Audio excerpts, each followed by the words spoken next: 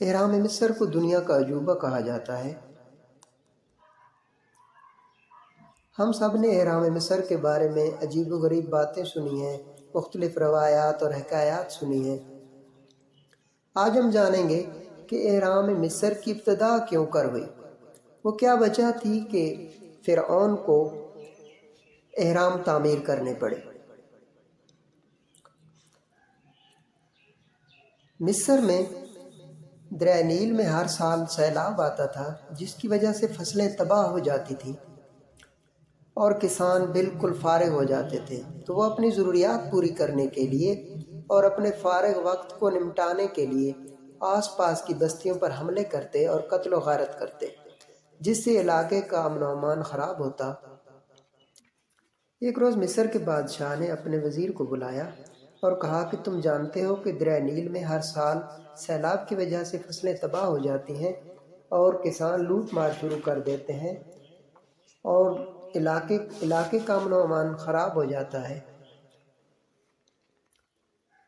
لڑائی جھگڑے ہوتے ہیں اور علاقے کا امن و امان خراب ہوتا ہے، جس کی وجہ سے مجھے سخت پریشانی ہے اور یہ میرے لیے بدنامی کا باعث ہے۔ وزیر نے خوشامد کرنے کے انداز میں کہا کہ اے بادشاہ، یہ میرے لیے اعزاز کی بات ہے کہ آپ نے مجھ سے مشورہ لیا۔ میں آپ کے سامنے ایک تجویز پیش کرتا ہوں جو امید ہے تمام مسائل کو حل کر دے گی اور آپ کو میری یہ تجویز پسند آئے گی۔ بادشاہ حیرت سے وزیر کے چہرے کو دیکھتا رہا۔ وزیر نے کہا کہ اے بادشاہ، آپ بڑے بڑے احرام بنانا شروع کر دیں، ان کے اندر آپ اپنی دولت اور خاندان کے مرنے والے افراد کی لاشیں رکھیں۔ بادشاہ نے کہا کہ دولت وہاں کیوں کر محفوظ ہوگی اور وہاں کی بے حرمتی ہوگی۔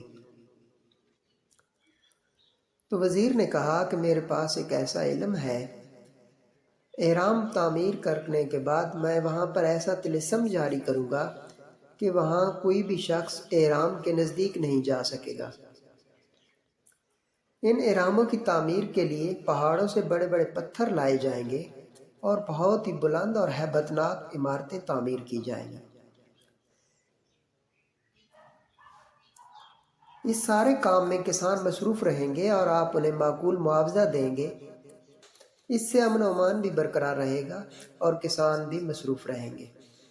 بادشاہ نے وزیر کی تجویز کو پسند کیا اور کہا کہ وہاں لاشیں کیسے محفوظ ہوں گی۔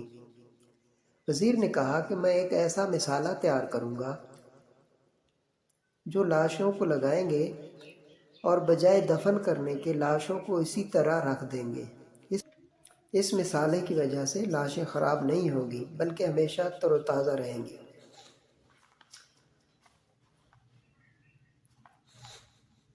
یوں سیلاب کے دنوں میں کسان پتھر لانے اور احرام بنانے میں مصروف رہتے اور علاقے میں امن و امان بھی قائم رہتا۔ اس طریقے سے احرام مصر کی ابتدا ہوئی اور